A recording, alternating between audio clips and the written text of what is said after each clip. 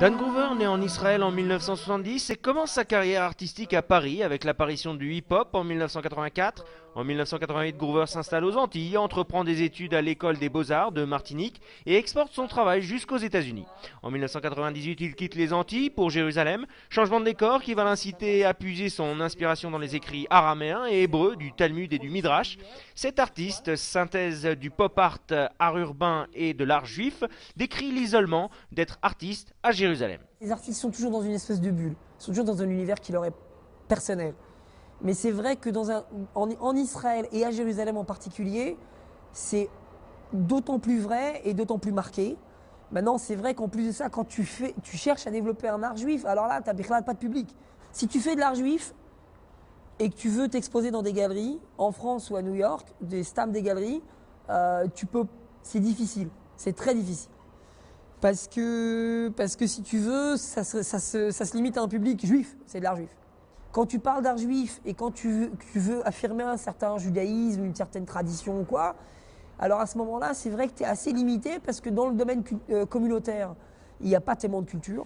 Les gens ne sont pas des fans d'art, ce ne sont pas des amateurs d'art, c'est rare. À 18 ans, en fait, j'ai quitté la France pour aller habiter aux Antilles.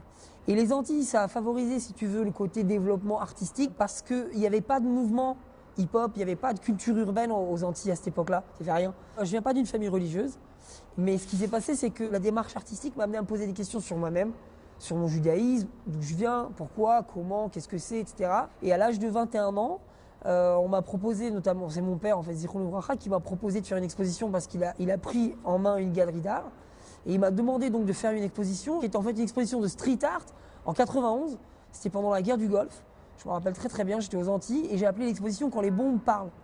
Et donc parce que j'étais au courant de ce qui se passait en Israël avec la guerre du Golfe, les bombes tombaient en Israël, en me disant tiens moi je suis là-bas, ils sont là-bas avec les bombes, moi je suis avec mes bombes aérosols. Donc j'ai fait une exposition de street art et mon retour qui a été fait donc aux Antilles m'a amené en fait à revenir en Israël en 98. Pour que l'art continue d'exister, Dan Groover défend la plus-value émotionnelle qu'une œuvre de pop art ou d'art juif offre au quotidien d'une maison pleine de vie. Les gens, ils vont mettre de l'argent dans une belle montre, dans une grosse bagnole, mais pas dans un tableau. Et c'est un peu à ça qu'il faut arriver, il faut que les gens ils comprennent que quand on a un beau tableau chez soi à la maison, le tableau il participe de toutes les énergies qui sont dans l'espace, de ce qui se passe dans la maison. Et c'est ça qui est très important, c'est parce qu'il y a un vécu là, il y a une histoire là, il y a un message et les gens ils participent à ça et ça change tout. Moi je sais que j'ai des gens qui ont acheté des tableaux, ils me disent du jour que j'ai rentré un tableau chez moi à la maison et que j'ai su ce que tu avais mis dans ce tableau, même si le message était basique, c'était un nouveau sujet de conversation à chaque fois que quelqu'un venait visiter et c'était un nouveau questionnement à chaque fois et c'est cette dynamique-là qu'il faut créer pour que l'art continue à exister, quoi. Il y a Bezrat Hashem une exposition à Pessah qui va se passer dans le Rova Yehudi, dans la vieille ville. Donc ça c'est une chose, c'est une expo où je vais exposer des œuvres qui n'ont jamais été exposées nulle part, que je vais créer spécialement pour cette exposition. Ça va être dans un endroit assez épique, assez spécial, assez riche d'histoire. Ça c'est pour Pessah.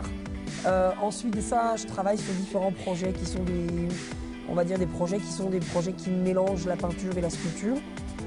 Ça c'est plus orienté pour les galeries. Donc ça c'est au niveau projet personnel, mais on va dire pour les galeries.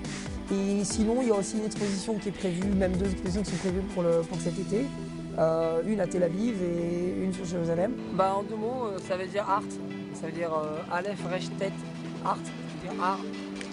C'est de ça qu'on a parlé et c'est de ça qu'on vit. J'ai utilisé un surnom qui venait du monde de la musique. Parce qu'en fait, avant de faire des graffitis, je faisais de la danse. Et donc, comme j'écoutais beaucoup de musique où il y avait le mot groove, donc mon premier graffiti, en fait, je l'ai signé Groover. Voilà. On vit dans un monde où le matériel est très important, l'idée un peu moins, voire beaucoup moins.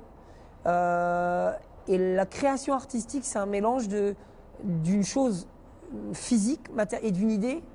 Et je pense que ce mariage-là, quand il s'exprime dans l'art, les gens ne savent pas l'apprécier assez. Mais c'est vrai que si on arrive à amener ça et à expliquer le contenu, à expliquer la démarche, je pense qu'à ce moment-là, les gens seront tout aussi sensibles à ça qu'à un art figuratif. Échanger un vécu, un message ou simplement créer une esthétique, Dan Grover réussit le pari improbable de faire de son art juif un art populaire et accessible à tous, un art avec, par et pour la rue.